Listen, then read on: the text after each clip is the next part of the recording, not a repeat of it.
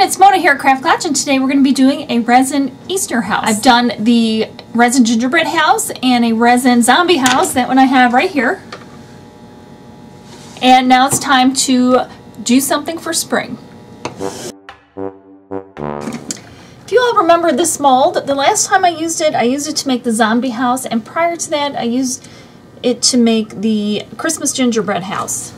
And I'm going to be using a pale yellow paint, and that's going to be for the walls. I'm going to go pretty simple, and this is going to take at least 2 coats. Just remember that when you're painting on silicone, and this is just regular acrylic paint, it does not want to adhere to the silicone. So you're going to have to do at least 2 coats of this to get it solid. I don't want to get anything on the windows, so I want to be careful of that. Don't worry about the paint doing this. Just let it dry, and then you're just going to do another coat or 2 until you get a nice solid coat of the paint. This is what it looks like after coat 2. So I'm going to add a 3rd coat.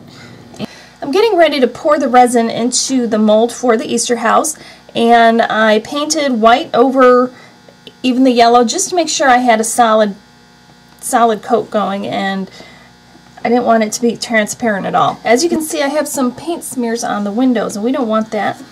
And my solution for that is to just take a little bit of packing tape. Regular tape might work as well, but packing tape I know for sure will work. And I'm going to lay it over the window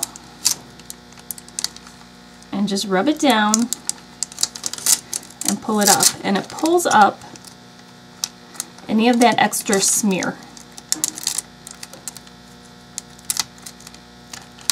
Now you have a clean window. Okay, I've prepared my resin to pour into the molds, and I'm using the Envirotex Light on this one. You can use the Easy Cast. Either one works fine. I'm going to use the white pigment dye that's made for the resin. I've mixed 6 ounces of the resin for this first coat. I want to make sure I have that dye mixed in there really well. Now I'm going to just start pouring it in very carefully.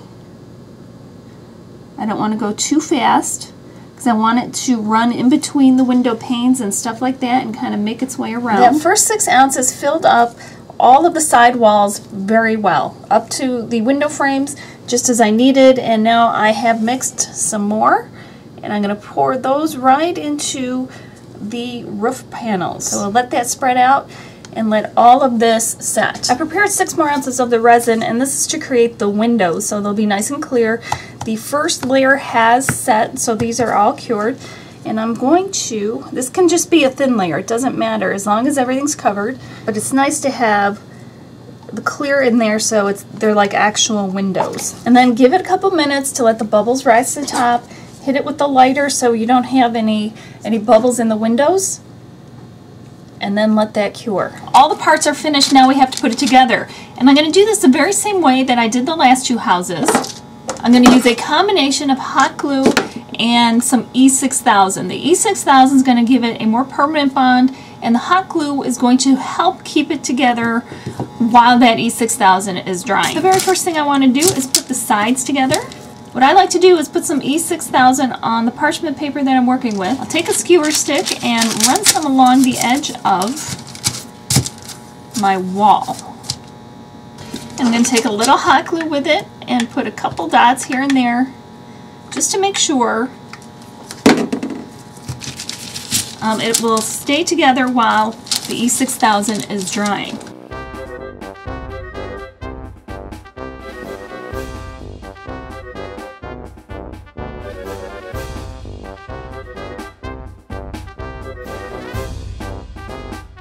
So this is what we have so far.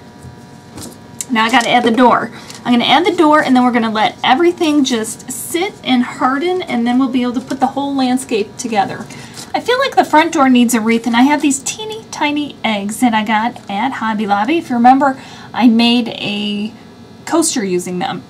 So I have some more, and I have a piece of wire that I wrapped around a bottle that was the perfect size for a wreath that I wanted to make. And I'm going to use a little E6000, and I'm going to put the E6000 all along this wire. I'm going to take each individual egg, I'm going to put a dot of glue on there, of hot glue, place it onto the wreath form. I took a very thin ribbon, I tied it into a bow, and I'm putting it onto the top here so it looks like a finished little wreath. Then I'm going to glue that onto the door. So this is what I have going on so far. I have the house placed on the wood plaque, and I traced it with a pencil so I know exactly where it's going to be situated. And I put the fence on just to kind of have a rough idea of where I'm going to want it to be. I painted these little round wood discs in pastel colors that would go with Easter. And that's going to be the walk going up to the front door. Since I know the placement of everything, now I can take it all off. The grass that we're going to be making is going to involve some plain white glue, some green sand, and some lighter green glitter. And I'm using the green glitter to kind of sparkle up the lawn a little bit because I'm afraid this might just be too dark on its own. So I'm going to pour it into a cup. I'll pour some glitter in, and then I'm going to just pour some glue right on in there.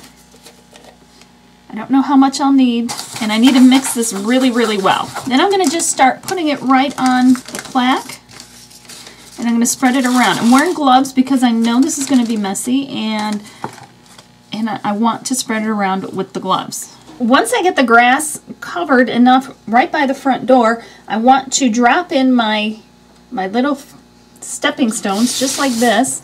Make sure I got them placed where I want them, and then press them down in here so then they will adhere right with that glue.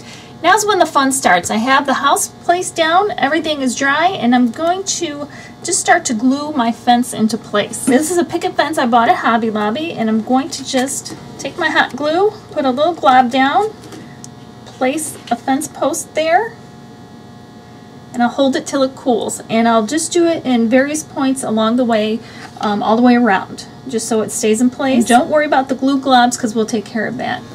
This is what it looks like so far. I need to add stuff to the yard, and I have little tiny fake flowers, and I'm going to add those right here to the edges by the fence to kind of soften that area. I have some more of the tiny little eggs. I'm going to glue those right along the roof line. And then I have these, which I'm going to cut in sections and use them just as little bushes surrounding the house. I also have these two picks, which I thought would make perfect spring trees. And I've decided where I want them. I'm going to just drill a quick hole into the lawn and into the base so I can stick these on here and glue them on as well. We're in the home stretch. I have added the trees, so they're in here nice and stable, and I took a little extra sand and put it around the tree bases. I cut some of these little fake berry things and created bushes on the sides, the front, and a little one in the back. And I also printed out on cardstock Happy Easter and glued it to a toothpick and painted the toothpick blue and put a little bit, drilled a hole into the base and put a little bit of the green around it again. Now I just need to add these little bunnies I made. They can sit by the side. So I'll glue them on, and I also have a bunch of little chicks, these fuzzy little chicks. So I'll add some of them, and Easter eggs will be hidden around the property. And I wanted to show you what I did first. Before I do that, I added curtains, which all I did was I cut pieces of felt and taped it in there.